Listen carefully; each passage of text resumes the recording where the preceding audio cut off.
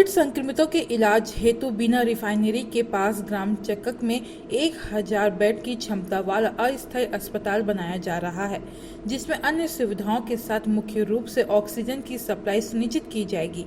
बिना refinery oxygen plant के industrial oxygen को मेडिकल ऑक्सीजन में परिवर्तित कर रिफाइनरी के अस्थायी अस्पताल तक मेडिकल ऑक्सीजन की आपूर्ति लगातार बनी रहेगी।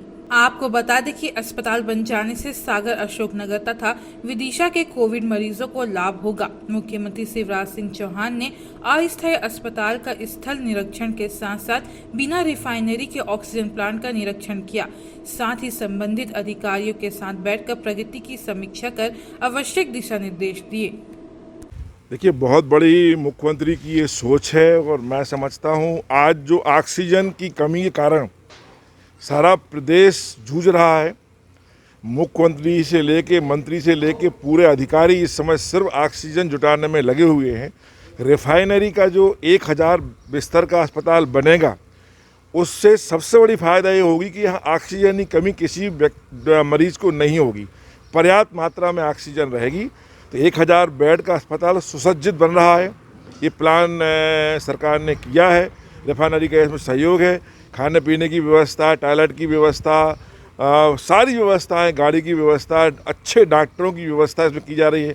क्योंकि इतनी बड़ी अस्पताल को चलाना आसान काम नहीं है, इसलिए मुख्यमंत्री जी की सोच है और हम सब मंत्रियों से उन्होंने सलाह भी ली कि इसमें किसी प्राइवेट अस्पताल के लोग अगर इन्वॉल्व रहें और वो अपनी सेवाएं इसमें दें, तो चिरायु की को बहुत कुछ सेवाएं देने को तैयार हैं और अस्पतालों से बात भी चल रही है।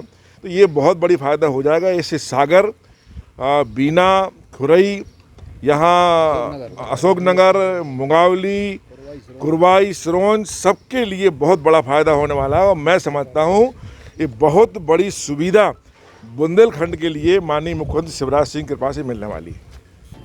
कोरोना के खिलाफ युद्ध स्तर पर संघर्ष जारी है।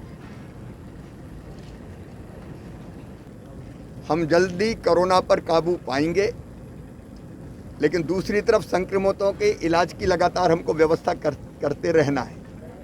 और दूसरे, कोरोना में कौन सी लहर आ जाए अभी इसका भी ठिकाना नहीं है, और इसलिए इलाज की बेहतर व्यवस्थाएं बनाने के प्रयास लगातार जारी है। ऑक्सीजन की कमी एक समस्या है। एक तरफ हम प्रदेश से बाहर ऑक्सीजन ला रहे हैं। आज ऑक्सीजन रेल भी मध्य प्रदेश में 6 टैंकर लेके चली है बोकारो से, वो भी आज मध्य प्रदेश में पहुंच रही है। वायुसेना के हवाई जहाज़ों से भी खाली टैंकर भेज के हम दूसरी जगह से टैंकर भरवा के और लगातार मध्य प्रदेश में लाने का प्रयास कर रहे हैं। लेकिन फिर भी व्यापक पैमाने पर ऑक्सीजन की आवश्यकता है। बिना रिफाइनरी के पास पर्याप्त मात्रा में ऑक्सीजन है, और इसलिए हमने ये विचार किया कि अगर यहाँ ऑक्सीजन है और वो ऑक्सीजन ऐसी है जिसको सिलेंडर में भर के दूसरे अस्पताल में हम सप्लाई नहीं कर सकते, और इसलिए हमने ये विचार बनाया कि जहाँ ऑक्सीजन है वहीं हम अस्पताल बना दें।